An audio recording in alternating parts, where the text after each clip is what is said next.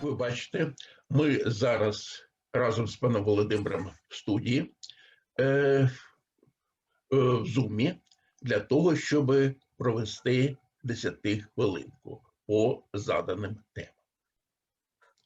Як місцевим ініціативам та громадським організаціям співпрацювати з засобом масової інформації? Якщо говорити про те, як місцевим ініціативам та громадським організаціям співпрацювати зі ЗМІ, треба зазначити, що у Покровській громаді засоби масової інформації, як телебачення, так і друковані засоби масової інформації, так і сайти, вони всі доволі добре налаштовані стосовно громадськості. Практично у кожному засобі масової інформації існує зворотній зв'язок. Наприклад, якщо говорити про місцеву телекомпанію «Орбіта», то у відкритому доступі на сайті можна знайти розділ про зворотній зв'язок, де кожний бажаючий, той, хто може залишити будь-яку інформацію, може звернутися, вказавши своє ім'я і електронну адресу та тему на телебачення, і принцип роботи телекомпанії, вони завжди реагують на це звернення і завжди потім висвітлюють у себе і на сайті, і в телекомпанії це звернення і реакцію на нього.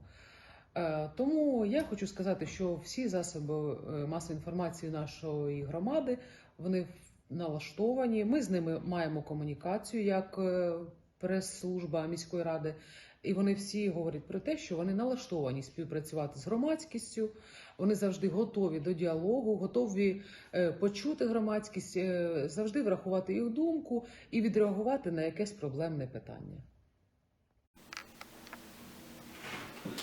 Добрий день, друзі і колеги.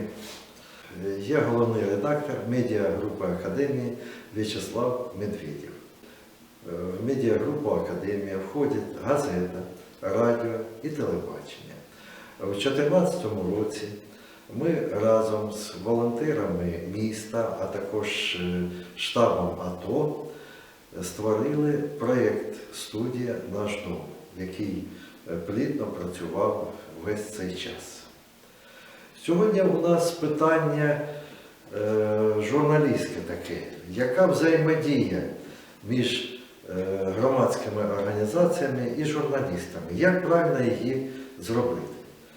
Я вам скажу так, що спочатку треба громадським організаціям вибрати те ЗМІ, яке підходить по вашому духу.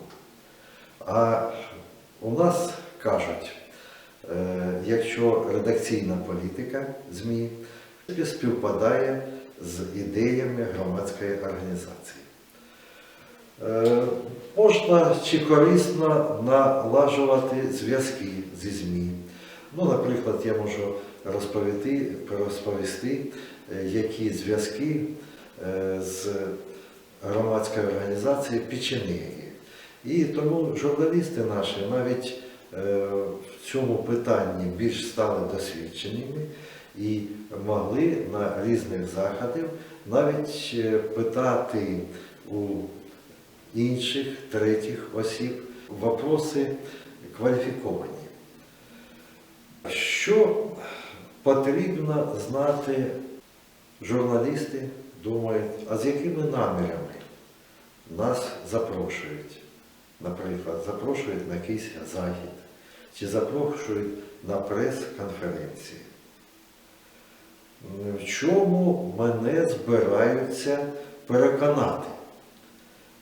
Любий захід, люба прес-конференція, вона має мету на те, щоб переконати спочатку журналіста, а потім журналіст переконує вже всю общественність. Досвідчений журналіст все одно думає, а що ж, як же мене будуть переконувати? Під час конференції журналіст завжди думає, а що вони не сказали, а що вони утаюють, і інше. Що замовчується? Завжди журналісти стараються проконсультуватись у третіх осіб для того, щоб вияснити всі, в общем-то, питання. І я завжди кажу нашим колегам з нашої редакції, що ви тільки інструмент для того, щоб проводити якусь маніпуляцію. Тому уважно придивляйтесь, робіть висновки і робіть правильні сюжети. Якщо є якісь питання, то можете задавати.